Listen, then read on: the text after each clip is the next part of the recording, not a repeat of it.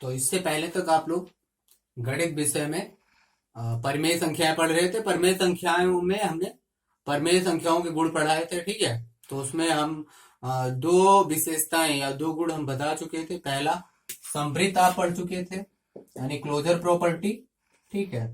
दूसरा आप क्रम विनिमय नियम पढ़ चुके थे, ठीक है।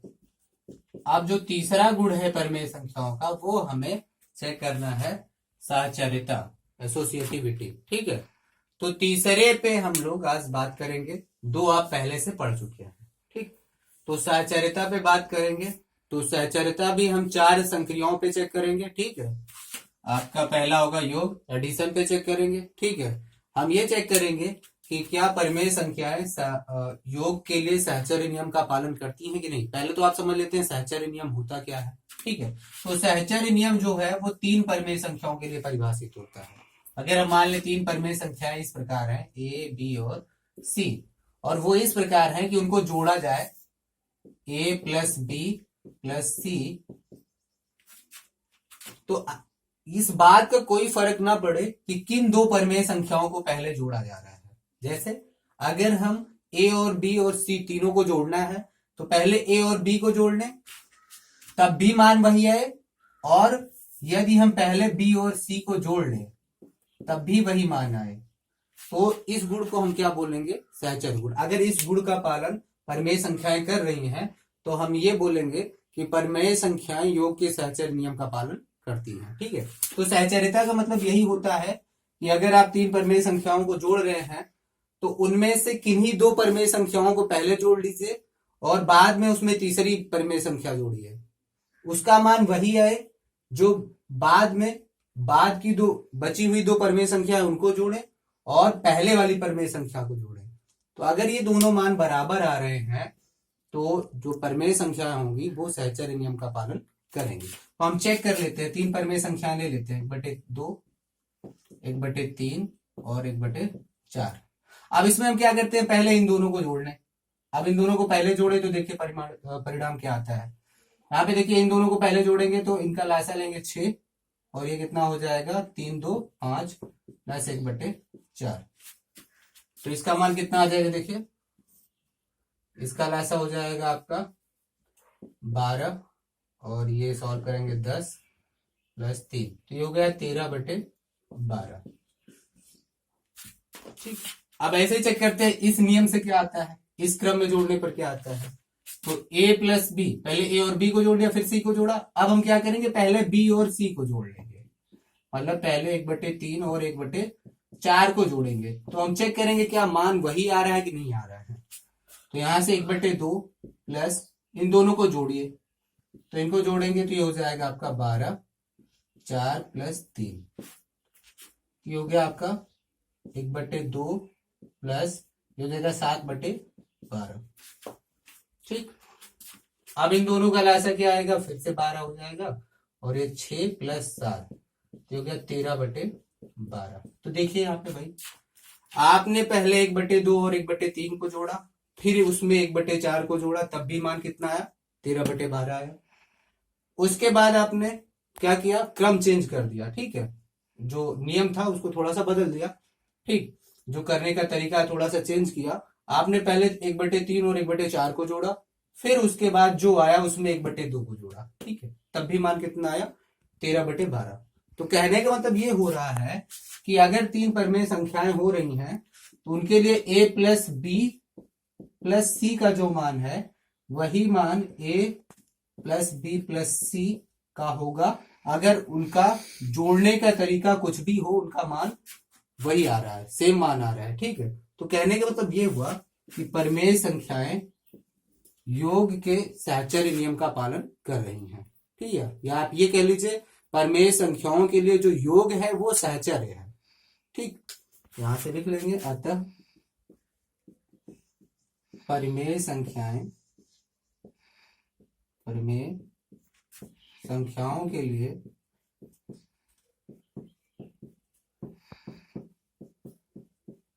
योग सहचर्य है, ठीक। ये हो गया। तो ये योग हो गया। अब उसके बाद हम चेक करेंगे व्यवकलन के लिए, घटाने के लिए। ठीक है, तो घटाने के लिए चेक करेंगे।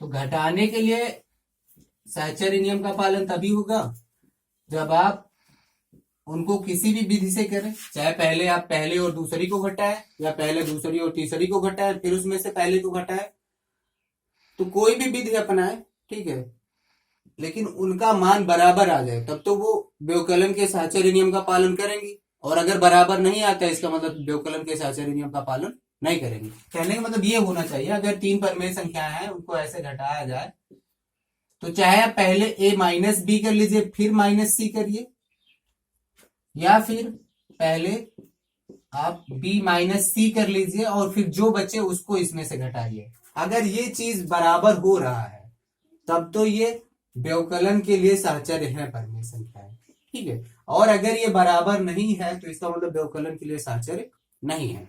ठीक, तो चेक कर लेते हैं, वही तीनों उदाहरण ले लेते हैं पहले। तो पहले इसका हम चेक कर लेते हैं। देखिए 1/2 माइनस 1/3 और माइनस 1/4, इसको सॉल्व करिए, देखिए कितना आएगा। तो यहां से हो जाएगा 6, 3 माइनस 2 माइनस 1/4। तो यहां से देखिए ये 1/6 माइनस 1/4 और ये हो जाएगा इनका एलसीएम 12। तो 3 माइनस, यहां से 2 माइनस 3, तो हो जाएगा माइनस 1/12। देखिए इस क्रम में घटाने पर माइनस 1/12 आ रहा है।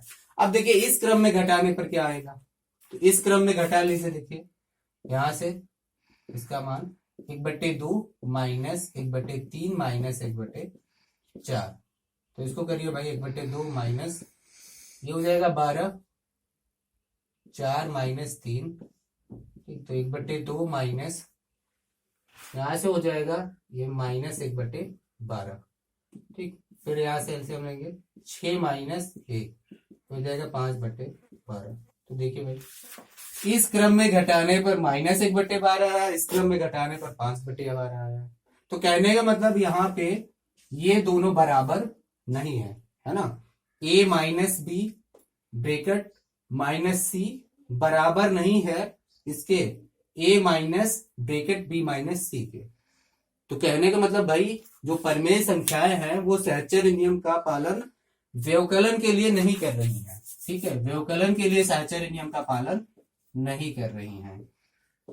व्यवकलन के लिए, या आप ऐसे कह सकते हैं कि परिमेय संख्याओं के लिए व्यवकलन जो है वो साहचर्य नहीं है। यहाँ पे लिख लीजिएगा, ठीक है, लिखना है, जो जितना लिखना है मैं आपको फोटो दे दूंगा उसका, ठीक है, मैंने लिख के रखा हुआ है, आप वहां से लिखेंगे, आप यहां से सिर्फ समझते चलिए, ठीक है। तो यहां आप लिखेंगे अतः परिमेय संख्याओं के लिए, परिमेय संख्याओं के लिए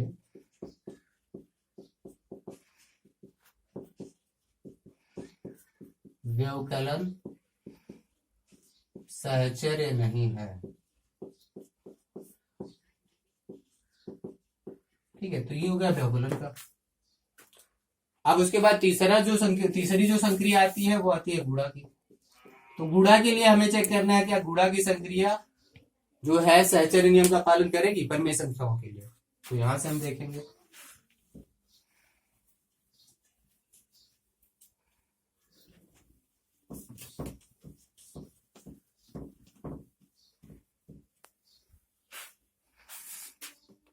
तो गुणा के लिए चेक कर लेते, मान लेते कोई तीन परिमेय संख्याएं ए बी और सी है। तो अगर उनमें ऐसा हो रहा है कि किसी भी क्रम में गुणा किया जाए और उनके मान में कोई परिवर्तन नहीं हो रहा है तो इसका मतलब जो गुणा की संक्रिया है परिमेय संख्याओं के लिए वो साहचर्य है, ठीक है। तो चेक करते हैं, अगर तीन परिमेय संख्याएं a और b c को गुणा किया जा रहा है और उनमें ऐसा कर लिया जाए, पहले a और b को गुणा कर लिया जाए फिर उसमें c का गुणा किया जाए, या फिर पहले b और c को गुणा कर ले फिर उसमें a का गुणा किया जाए। तो अगर ऐसा करने पर दोनों मान बराबर आ रहे हैं, अगर ये दोनों बराबर आ रहे हैं तो इसका मतलब ये जो गुणा की संक्रिया है वो साहचर्य है, और बराबर नहीं आ रहे हैं तो इसका मतलब साहचर्य नहीं है, ठीक है। तो हम उदाहरण ले लेते हैं दो परिमेय संख्याओं का, तीन परिमेय संख्या है 1/2 1/3 और पहले ए और बी का गुणा करते हैं, फिर इसमें सी का करते हैं। तो यहां से देखिए 1/6 हो गया ये, और इंटू 1/4, तो ये कितना आ गया भाई 1/24। यहाँ देखिए 1/2 को पहले बाहर रहने दीजिए, पहले 1/3 और 1/4 को गुणा करिए, तो देखिए 1/2 1/3 और इसका कितना हो गया 1/12, और ये कितना हो जाएगा 1/24। देखिए यहां से भी इस तरीके से गुणा कर रहे हैं तब भी 1/24 आ रहा है, इस तरीके से गुणा कर रहे हैं तब भी 1/24 आ रहा है। कहने का मतलब यहां से क्या मिल रहा है हमें कि ए गुणे बी, फिर उसको सी से गुणा किया जाए, तो ए गुणे बी ब्रेकेट इंटू सी, ए गुणे ब्रेकेट बी इंटू सी, ये दोनों क्या है बराबर है।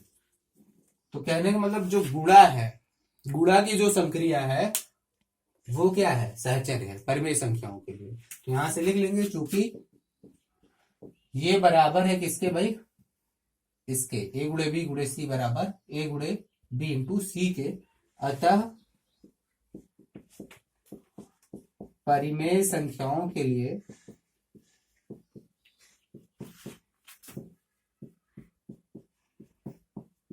गुणा सहचर्य है। ठीक है, कहने का मतलब गुणा के लिए सहचर्य नियम पालन होगा परिमेय संख्याओं के लिए। ठीक, तो ये हो गया, ऐसे चेक करना है आपको। ठीक, अब उसके बाद जो चौथी संक्रिया बची है वो क्या है भाग डिवीजन। तो भाग के लिए चेक कर लीजिए, क्या 3 परिमेय संख्याओं को अगर भाग दिया जाए और उनको हम किसी भी क्रम में भाग दें तो क्या उनके मान बराबर आएंगे, और अगर उनके मान बराबर आ रहे हैं इसका मतलब जो भाग की संक्रिया है वो सहचर्य है, अन्यथा सहचर्य नहीं है। तो यहाँ पे हम वही 3 परिमेय संख्या ए बी और सी ले लेते हैं, और अगर उनको ए को बी से भाग दिया जाए और बी को फिर सी से भाग दिया जाए, तो पहले अगर हम ए और बी को भाग दें फिर उसमें सी से भाग दें, फिर अगर ऐसा करें कि ए को अलग रहने दें, पहले बी और सी को भाग दें, फिर जो आए उससे हम ए को भाग दें। मतलब चाहे हम इस विधि से इस संक्रिया को पूरे को सॉल्व करें या इस विधि से करें, अगर दोनों स्थितियों में मान समान आता है तब तो ये जो संक्रिया है भाग की संक्रिया है वो जो है सहचर्य होगी, अन्यथा सहचर्य नहीं होगी। तो हम चेक कर लेते हैं क्या भाई ये और ये दोनों बराबर आएंगे। तो 3 परिमेय संख्या ले 1/2 1/3, पहले इस विधि से सॉल्व करें डिवाइडेड बाई 1/4। तो यहां से देखिए इन दोनों को सॉल्व करिए पहले, तो 1/2 है, अब इसको भाग है, भाग को गुणा में परिवर्तित करेंगे तो ये 3/1 हो जाएगा, ये हो गया इनटू सॉरी भागे 1/4। यहां से देखिए ये क्या हो जाएगा 3 एकम 3 और 3/2 भागे 1/4। अब यहां से भाग को हटाएंगे गुणा करेंगे तो क्या हो जाएगा व्युत्क्रम हो जाएगा 4/, तो यहां से 1 ये 2, तो कितना आ गया देखिए 6 आ गया। यहां से सॉल्व करिए 1/2 भागे 1/3 भागे 1/4। तो पहले इन दोनों को सॉल्व करिए, तो 1/2 भागे यहां से करें 1/3 और ये भाग हटाएंगे गुणा करेंगे तो 4/1 हो जाएगा। तो कितना आएगा 1/2 भागे 4/3। अब देखिए यहां पे भाग हटाएंगे गुणा करेंगे तो क्या हो जाएगा 3/4। तो क्या हो गया भाई 3/8। देखिए यहां से 6 आ रहा है, यहां से 3/8 आ रहा है, तो बराबर आ रहा है नहीं ना। तो इसका मतलब ये हो गया जो परिमेय संख्याओं के लिए भाग है वो सहचर्य नहीं है। तो आप लिखेंगे चूंकि ए भागे बी भागे सी नॉट इक्वल टू, ठीक है, ए भागे बी और ए भागे बी भागे सी, यहां पे आप ऐसे लिख देंगे तो ये बराबर नहीं है। इसका मतलब क्या हुआ कि जो परिमेय संख्या है वो भाग के लिए सहचर्य नहीं। ठीक, तो ये हो गया क्योंकि ये इसके बराबर नहीं है, अतः परिमेय संख्याओं के लिए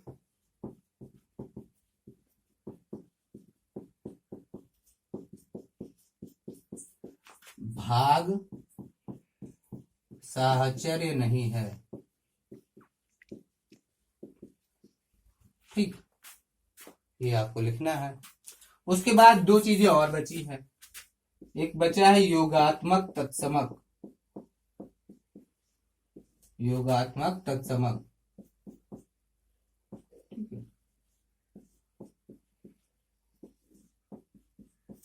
तो यदि किसी परिमेय संख्या में हम योगात्मक तत्समक क्या होता है, जिसको अगर हम किसी परिमेय संख्या में जोड़ दें तो परिमेय संख्या के मान में कोई प्रभाव ना पड़े। तो ऐसी कौन सी संख्या है भाई, ऐसा कौन सा अंक है जिसको हम किसी भी परिमेय संख्या में जोड़ दें तो उसके मान में कोई प्रभाव ना पड़े? तो शून्य है ना। तो शून्य को हम क्या बोलते हैं? योगात्मक तत्समक, ठीक। मतलब कि अगर शून्य को हम किसी भी परिमेय संख्या में जोड़ देंगे तो उसके मान में कोई प्रभाव नहीं पड़ेगा। तो इसलिए शून्य को हम योगात्मक तत्समक बोलते हैं, ठीक है।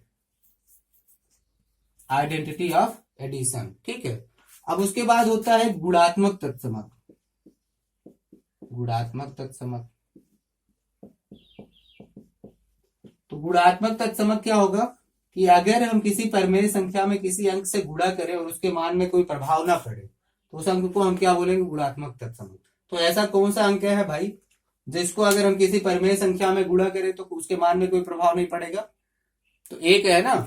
तो एक को अगर हम कोई परिमेय संख्या से गुणा करें तो उसके मान में कोई प्रभाव नहीं पड़ेगा। तो इसीलिए हम एक को क्या बोलते हैं?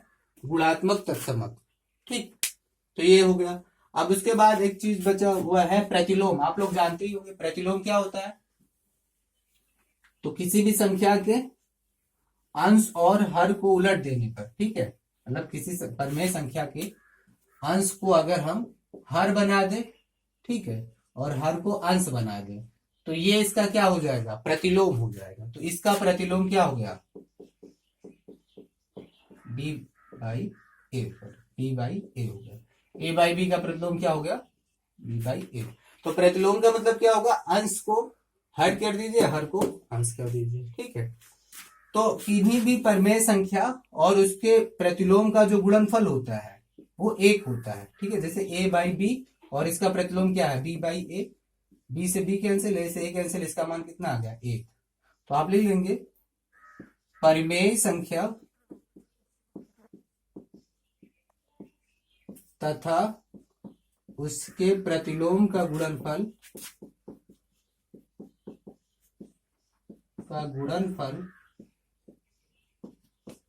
एक होता है, ठीक। तो ये हो गया आपका, ठीक। तो परिमेय संख्याओं में जो थ्योरी वाला पार्ट था आज खत्म होता है। इतना थ्योरी थी, ठीक। अभी तक जितना आप लिख चुके हैं उसके बाद थोड़ा सा और लिखना है जो आज पढ़ाया गया है, ठीक। वो आप कॉपी में नोट कर लीजिएगा। उसके बाद से फिर अब अगली वीडियो में हम एक्सरसाइज स्टार्ट करेंगे, ठीक।